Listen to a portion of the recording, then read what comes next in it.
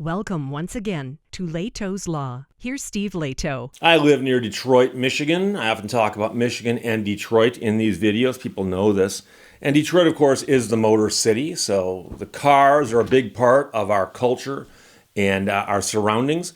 And over the last few years, there have been a rash of thefts of vehicles from storage lots of the big three.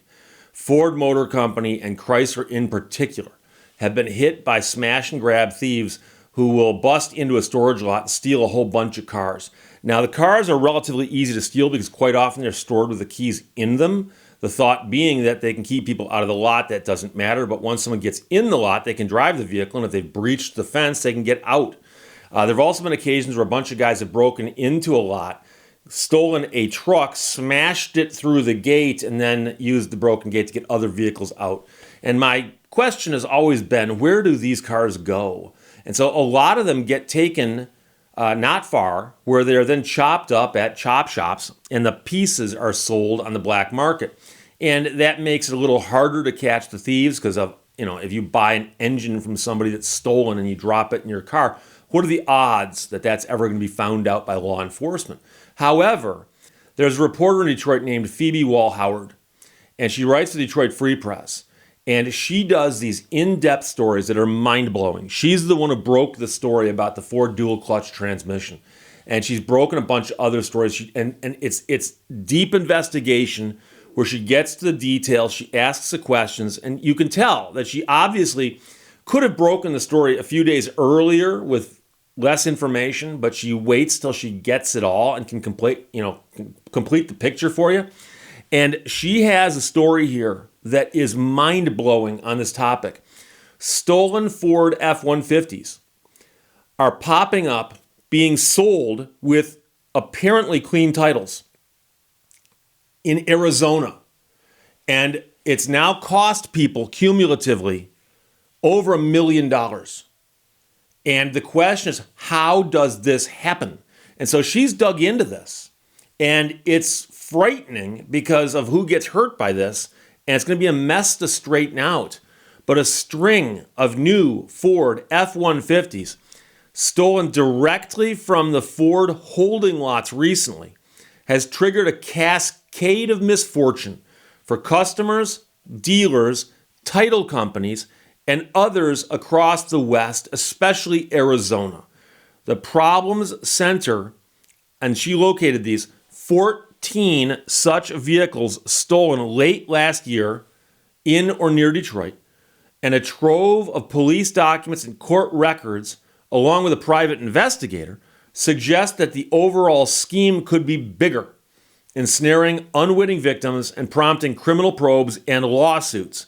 Everybody's suing everybody.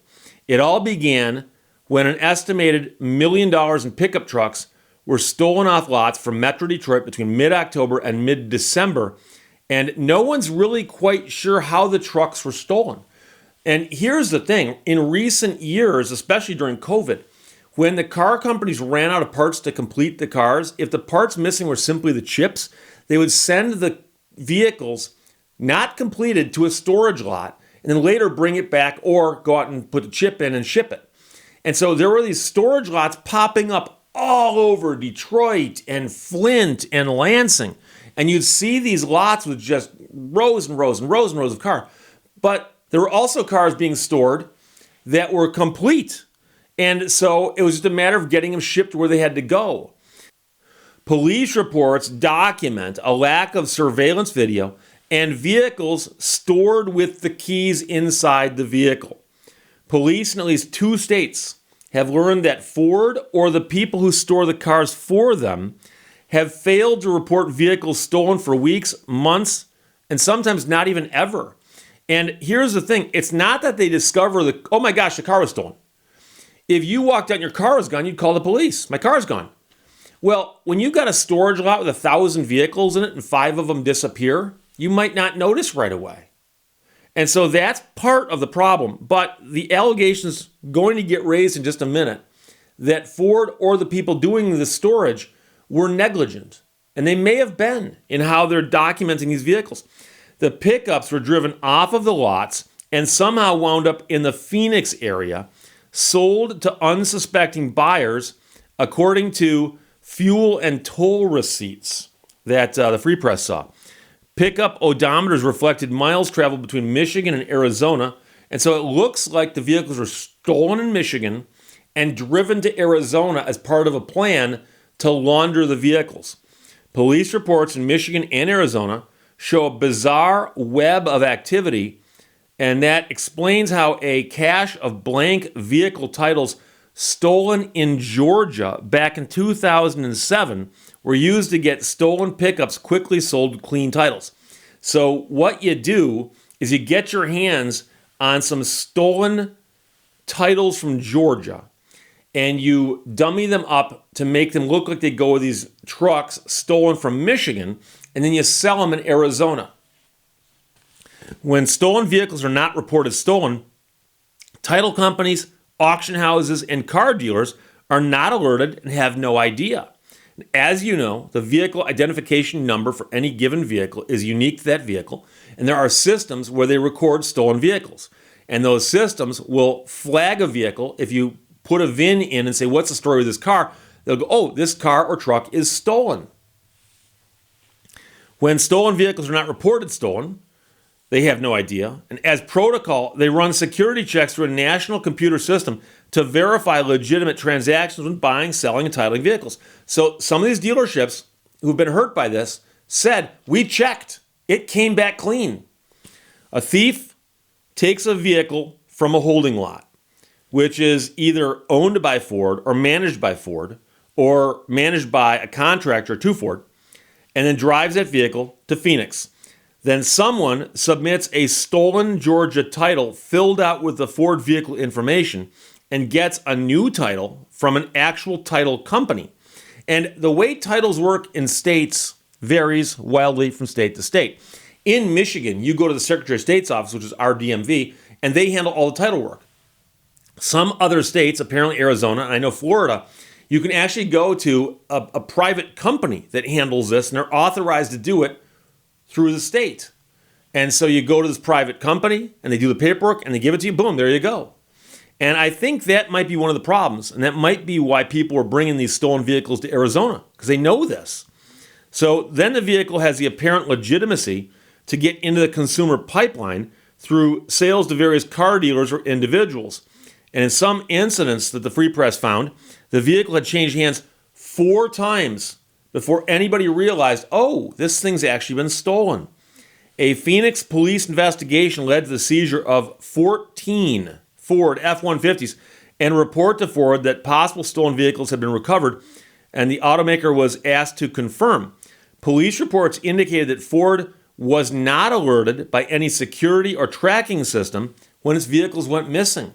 So the vehicles went missing, and Ford, if they had realized it, could have put those VINs into the system and said, these vehicles are stolen. If they pop up anywhere, let us know. They're our vehicles.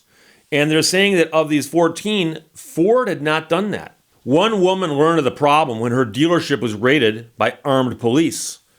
An auto auction house found out when police came to collect stolen vehicles, the auction house had processed with clean titles.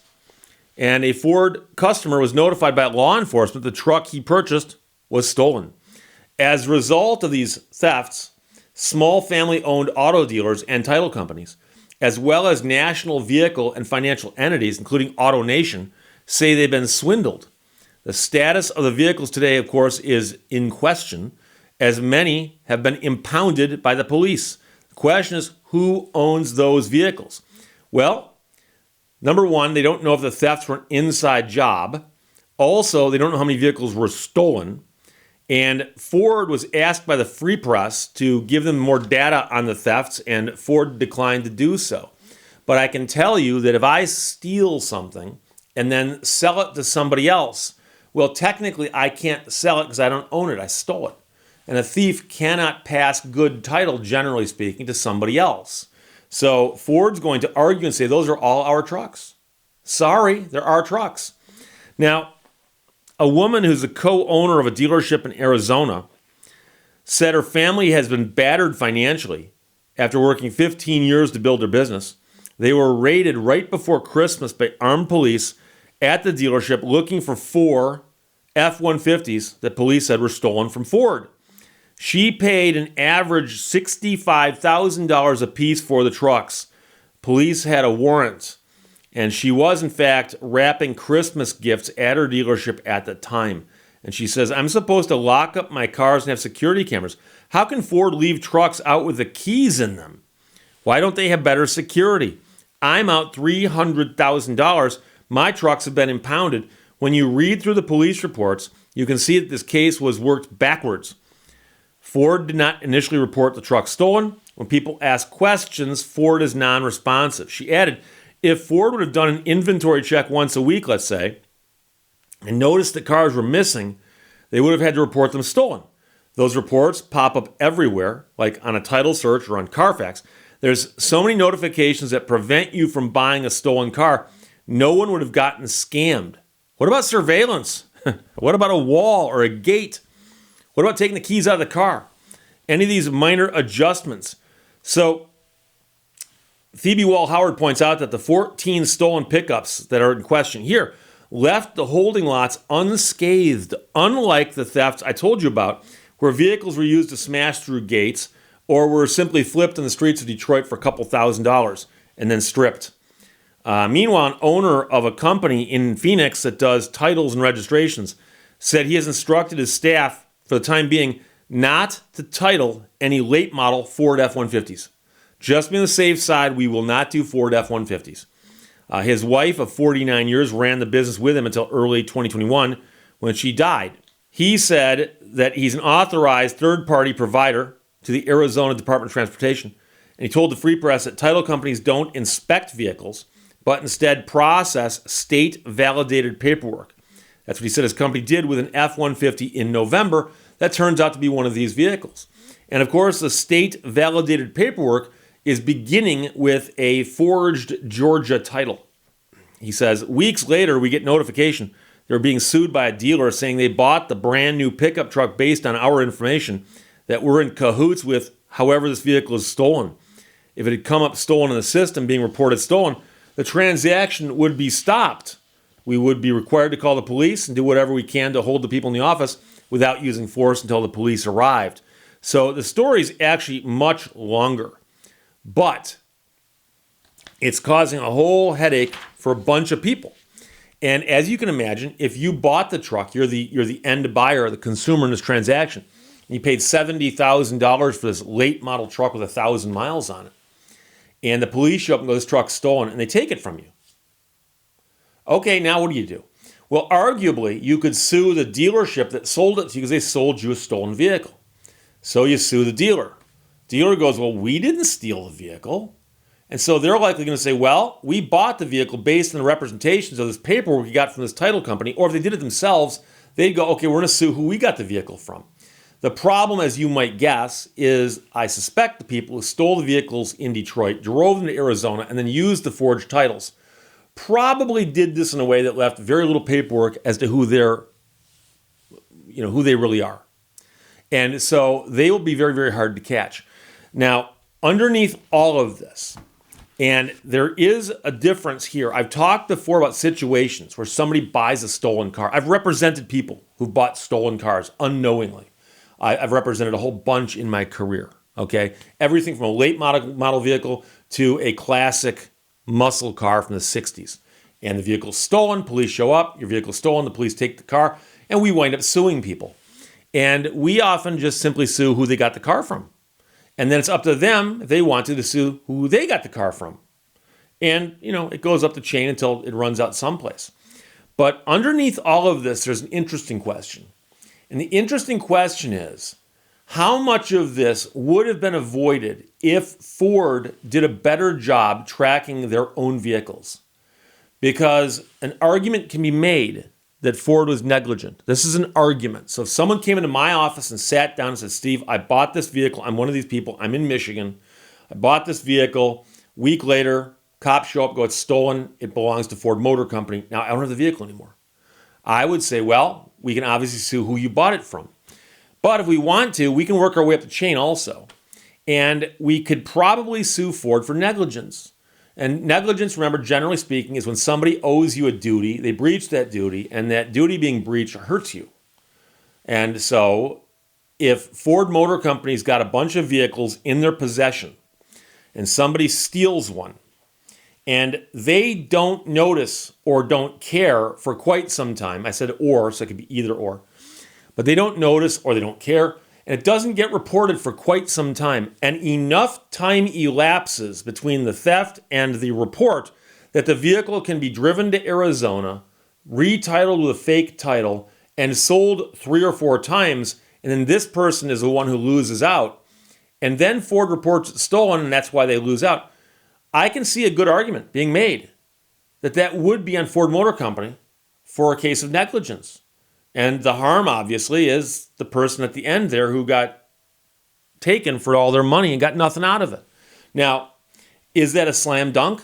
No, because all Ford's got to do is the steps they took. And if they took reasonable steps to control their inventory, then it might not be negligence. I'm not saying that you're going to win that one automatically, but that's the argument I'd be looking at. However, as I alluded to at the beginning of the story, Ford Motor Company, General Motors, or Stellantis in this area, in the state of Michigan and also other neighboring states, have got these gigantic storage lots, but they've also got lots just scattered all over the place. And I remember hearing stories back in the day where 1 or 2 vehicles would disappear from a lot and nobody would notice for a while. And they discovered, for instance, an inside job at one of the places where a vehicle came off the assembly line and it was done. And it's got to be driven across the street to a storage lot. So all day long, these vehicles are being driven across the street and put in a storage lot. And once every day, once every few days, one of the guys who's doing this just drives it someplace else, sells it for cash, because he figured out that the storage lot isn't being policed quite as tightly as it ought to be. So at the end of the month, somebody with a clicker walks around, counts all the vehicles, and they're down 2 or 3 vehicles. Now, it's your job to watch that lot, and it's your job to count the cars. It's supposed to be 198 cars in here. It's only 194. Do we recount? Or do we just go, it's 198, I must have missed a few. And that's the problem, is that when you're at that end of it, and you've got hundreds and hundreds and hundreds of vehicles, and one disappears, it doesn't seem like that big of a deal. However, if you drop $70,000 on a late model F-150 and it's in your front drive and the police show up and take it, you're only down 1 vehicle too, but to you it's a big deal. And so it would appear that the automakers don't take this quite as seriously as they should, because they need to look at it from the other side of the equation. They can't go, we just lost 3 vehicles, we'll get around to reporting that when we do. And when we do, 3 people out there might get ripped off and have to give the vehicles back, but what are you going to do? It's just 3 vehicles. No, that's 3 people who just had their $70,000 investment taken because you guys weren't doing your jobs. So you'd think that nowadays, with all the stuff they've got on the cars and the fact that you can probably put, stickers in the windows and a scanner or something, it should be much easier to track these vehicles than they're making it out to be. So we'll have to wait and see what happens. But with 14 or 15 of these vehicles popping up in Arizona, at least lending into this story, you very well could have 14 or 15 lawsuits, but that's just from the end users. What about the dealerships? And don't get me wrong, a lot of these will be the same lawsuit. So if you're the end buyer, you sue the dealership you got it from. Okay, so they're now a defendant. But they turn around and sue who they got it from. So it's still the same legal action, just more parties. And that could work its way all the way up to Ford Motor Company back in Dearborn, Michigan. And I will let you know that I know some attorneys at pretty much all of the car companies. So I'll have to ask around and see if I can find out anything on this. But it might be off the record. But I'm real curious now to hear, because once in a while, a story like this, and I suspect that Phoebe Wall-Howard of the Detroit Free Press knows this, it's probably just the tip of the iceberg. It's not that 14 cars got stolen and they just found all of them. Oh no. Oh no. But the question is, what's the number? So the headline is stolen Ford F-150 is sold with clean titles in $1 million ploy from Michigan to Arizona. A lot of people sent that. Thanks a lot. Questions or comments, put them below. Let's talk to you later. Bye-bye. Thank you for watching Lehto's Law.